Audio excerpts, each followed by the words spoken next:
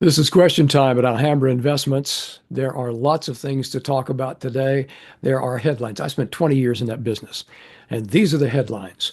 Corporate bankruptcies, highest in 14 years. Personal bankruptcies go up. But Steve and Joe, as Paul Harvey used to say, I want to hear the rest of the story. So, Oh, Joe, the rest tell of the me. story. The rest of the story, Paul Harvey. Yeah, you see this headline, corporate bankruptcy is almost at a 14-year high, and you think, my goodness, I just really ought to be worried about this stuff. And of course, I'm one of those data junkies, so I want to know, just saying it's near a 14-year high doesn't really tell you that much because 14 years ago was what, 2010? Hmm. Coming right out of 2008. Maybe that was a high number. Maybe it was a low number. I don't know. Everybody that wanted to file bankruptcy in 2008 and 2009, they did it then. And in 2010, there was none. I don't know. From the headline, you can't tell. So I did a little research this morning, and it is indeed true that those bankruptcies, those corporate bankruptcies, are near a 14-year high. It's also very true that they actually are quite low. So I went back and looked. Let me just see if I can see real quick here. What was the number? And it's 634,000, I guess, but or 600, is that no, 634, I guess it is. So first thing to know is that the headline that we got was from S&P. And it doesn't include all bankruptcies. It only includes bankruptcies of public companies and certain private companies that are big enough to include in their database. So it really doesn't tell you anything except that maybe something's going on in the public market. But even that, if you go back and look, there were 828 in 2010. There's 634 this year. So yeah, it's closing in on a 14-year high, but it's still got a long way to go. But what I'm more interested in, if you're thinking about the economy, you got to think about total bankruptcies. So I went and looked up business bankruptcy cases that are filed nationwide. You can get this from oh my gosh, what is it called? The American Bankruptcy Institute. Who knew there was such a thing? So total filings in 2023. We don't have 2024 numbers yet, and they may have gone up some, but you see the trend here, and you'll see why this doesn't bother me.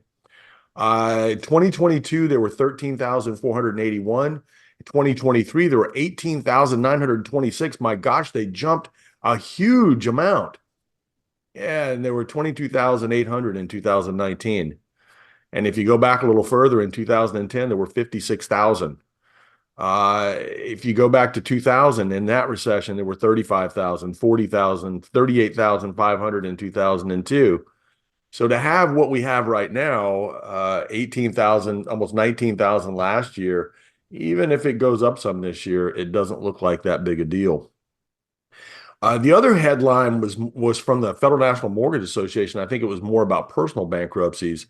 I find that interesting too. It is true that personal bankruptcies are up. If you look at total bankruptcy filings over the last few years, total bankruptcy filings in 2023 were up to 453,000. But again, 774,000, almost 775,000 in 2019 pre-COVID.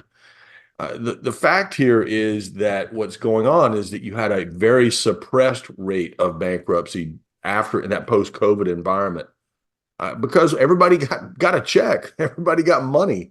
They didn't need to file bankruptcy. They got PPP loans. They got the restaurant rescue loans. They got every kind of loan you could, or forgivable loan too.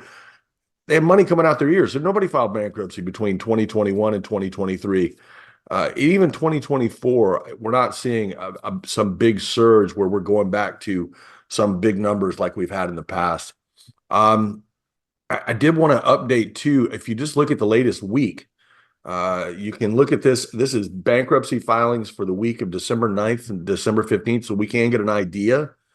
Yeah, the total number in 2024 was 9,244 in this week.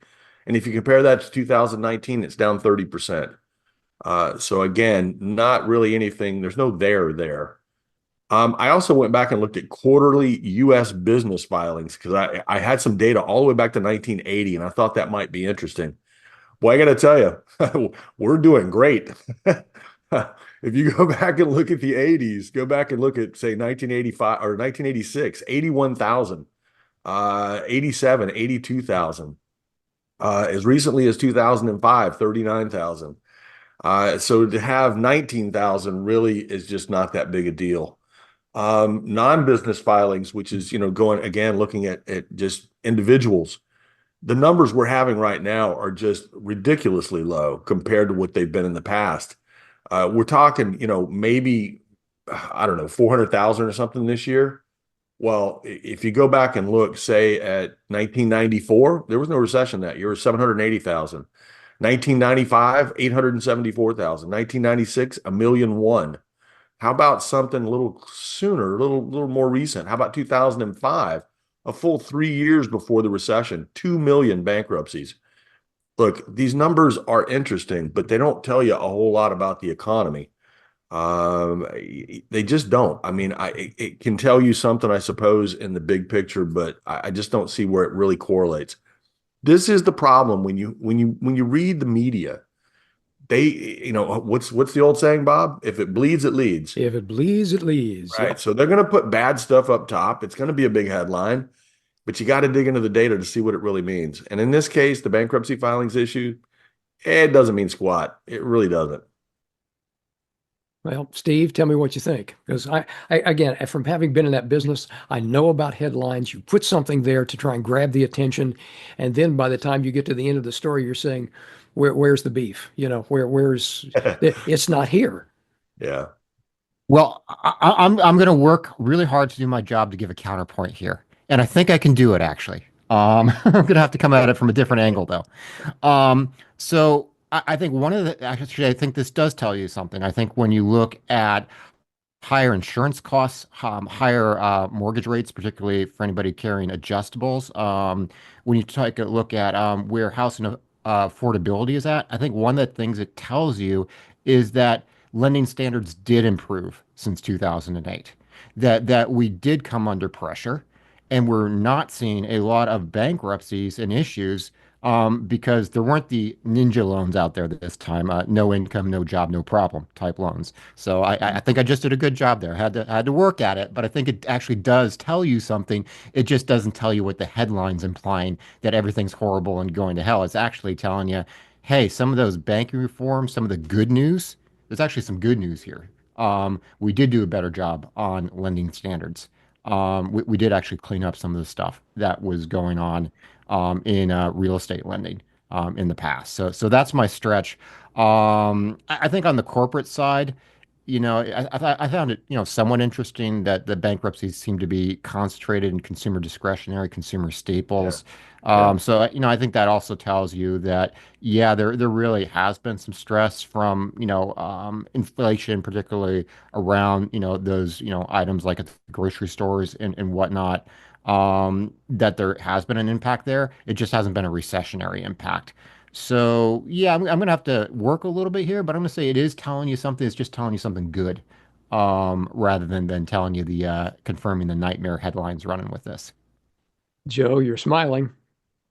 Oh, no, well, I agree with Steve. First of all, I mean, to some degree, I mean, we have had a tightening of lending standards, certainly in mortgages. I would say though that we could extract a little bit of information on this recent rise, and Steve kind of hinted at it too with insurance costs and so forth. One of the things that stuck out to me, I remember during COVID, and I don't remember exactly when it was, and I'm sure it's still true today, which is the average car payment on a monthly basis. I heard or read this article, more than one, back during COVID, a couple of years ago. Average car payment was $1,000 a month. Now, I'm old, so I remember paying rent less than that, and I didn't live in my car.